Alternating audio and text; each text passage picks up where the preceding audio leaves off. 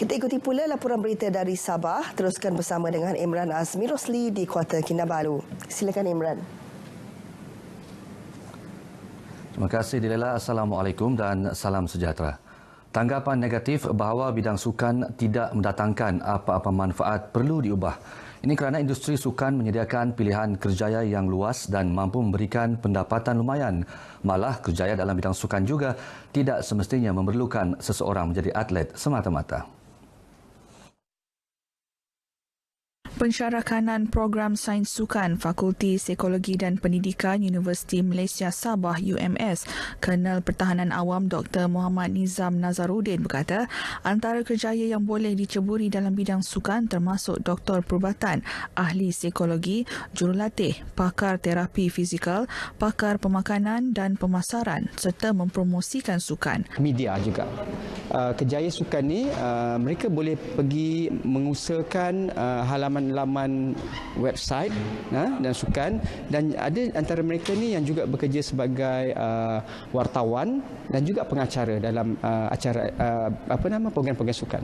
Aplikasi sukan yang sekarang ni kan trend kita tengok dengan online yang Beliau berkata demikian kepada pemberita RTM ketika ditemui di Kompleks KKMM Kepayan, Kota Kinabalu selepas menjadi tetamu rancangan Bah Apa Cerita yang disiarkan secara langsung di TV OK. Mengenai program Sains Sukan UMS, Kolonel Dr. Muhammad Nizam berkata lebih 1,000 graduan telah dilahirkan sejak program itu diwujudkan 16 tahun lalu dengan pengambilan antara 50 hingga 70 siswa setahun yang merangkumi dua bidang iaitu pengurusan sukan dan kejurulatihan sukan. Katanya 60 hingga 70% daripada graduan telah mendapat pekerjaan sebagai guru sukan, jurulatih dan pelatih peribadi dalam sukan serta membangunkan aplikasi sukan seperti Jomrun. Program pemerkasaan tahap tinggi HIP yang bertujuan meningkatkan penguasaan bahasa Inggeris dalam kalangan pelajar perlu melibatkan semua tenaga pengajar.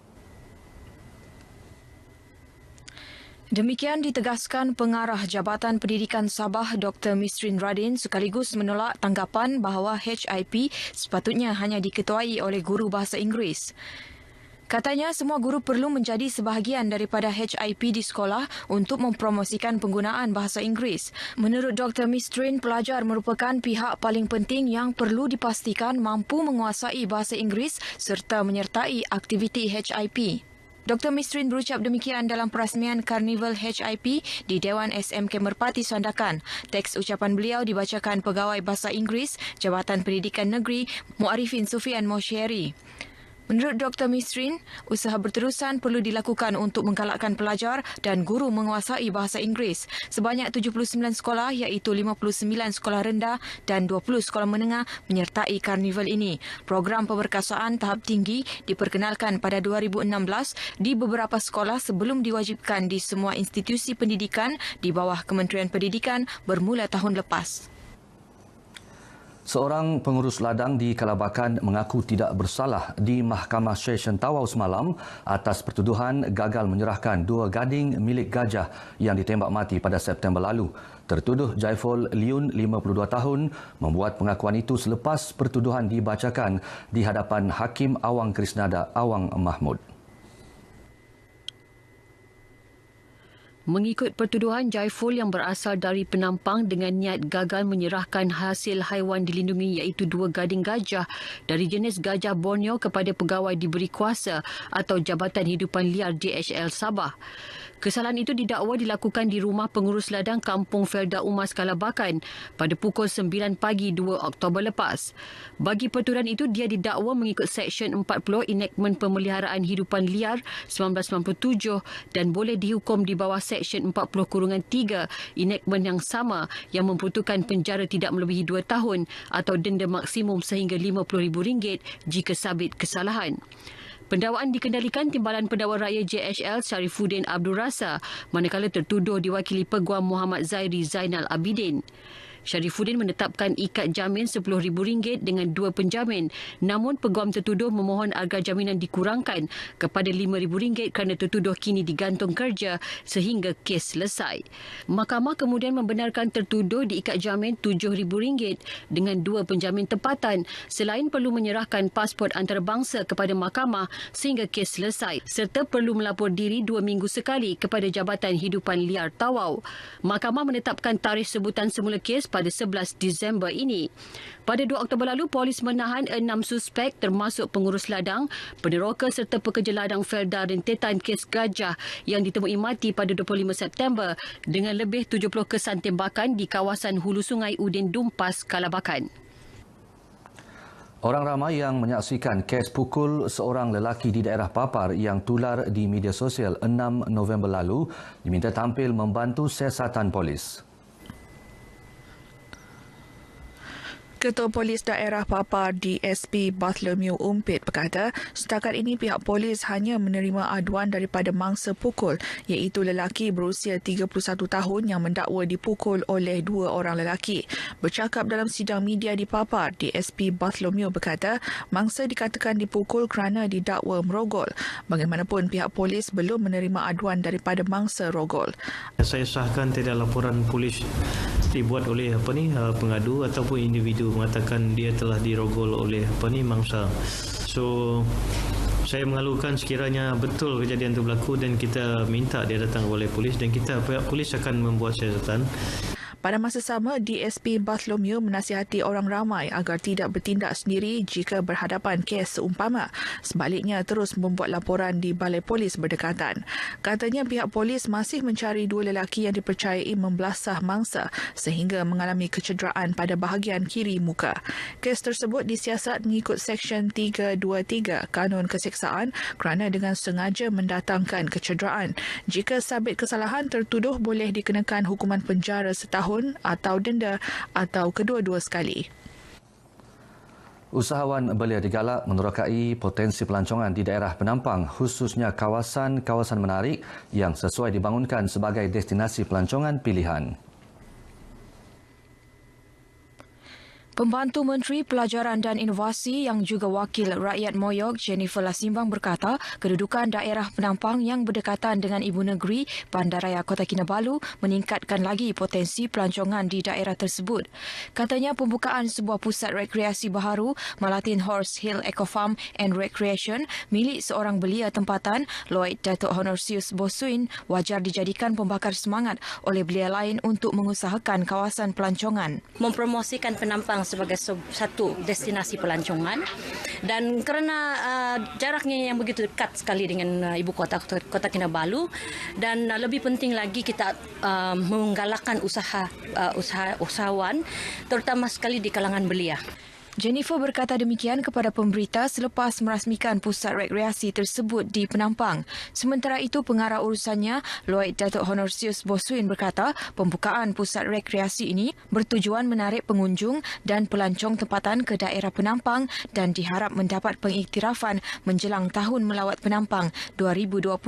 Menjadi salah satu tapak pelancongan yang diiktiraf oleh badan-badan tertentu kerana pada tahun hadapan merupakan tahun kemuncak daerah kita kerana tahun hadapan merupakan Tahun Melawat Penampang 2020. Beberapa acara menarik disediakan sempena perasmian pusat rekreasi ini termasuk penanaman pokok durian, all-terrain vehicle ATV, bunny garden dan aktiviti mendaki bukit. Turut berlangsung program komuniti Eco Bricks yang bertujuan mengurangkan jumlah sampah khususnya plastik dengan tawaran hadiah 5 kg beras bagi setiap 25 botol minuman berkapasiti 1.5 liter yang berjaya dikumpul sumbangan pihak pengurusan pusat rekreasi baharu ini.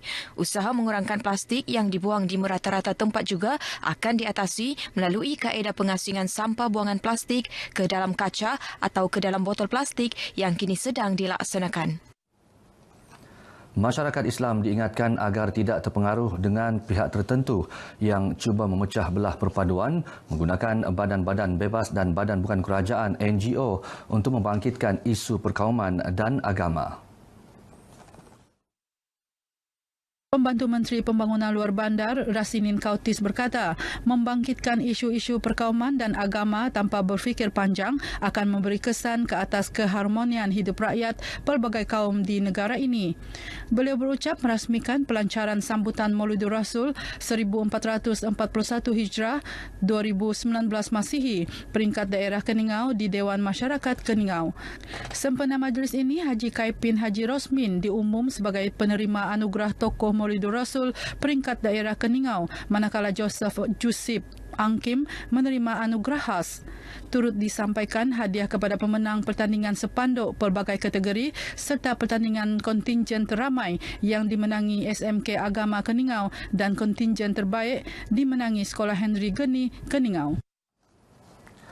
Hampir 50% daripada jumlah plastik yang digunakan adalah plastik sekali guna, dengan anggaran global menunjukkan 13 juta tan plastik dihanyutkan ke lautan setiap tahun.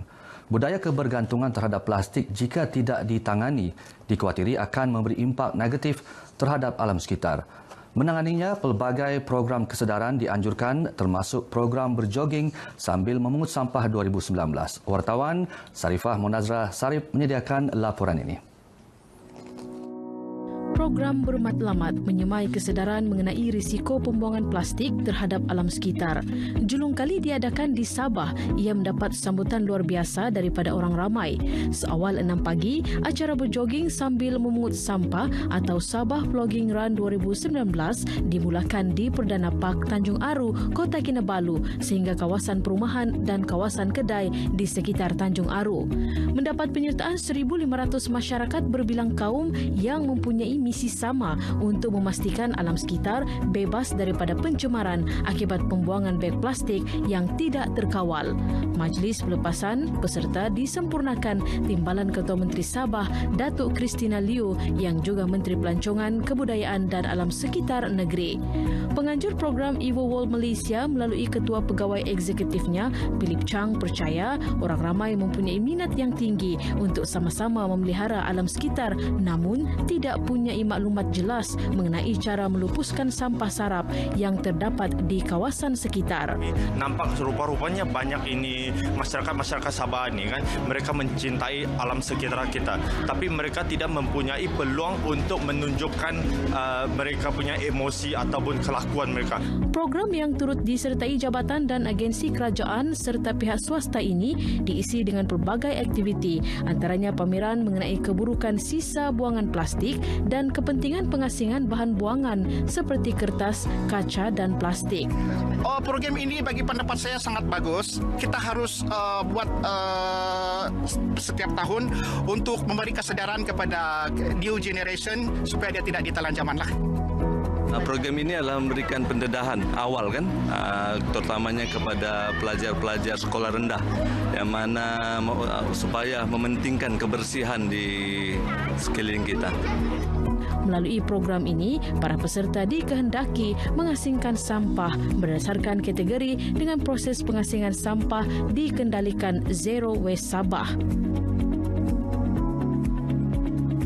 Sabah Plogging Run ataupun berjoging sambil memungut sampah ini ternyata bukan sahaja melahirkan sikap bertanggungjawab dalam kalangan masyarakat, malah ianya menyedarkan kita mengenai kepentingan penjagaan alam sekitar. Sarifah Monazrah Sarip, RTM. Baik saudara, sekian dulu bahan berita N7 dari Sabah pagi ini. Kembali bersama Dilaila di Angkasa Puri. Silakan Dilaila.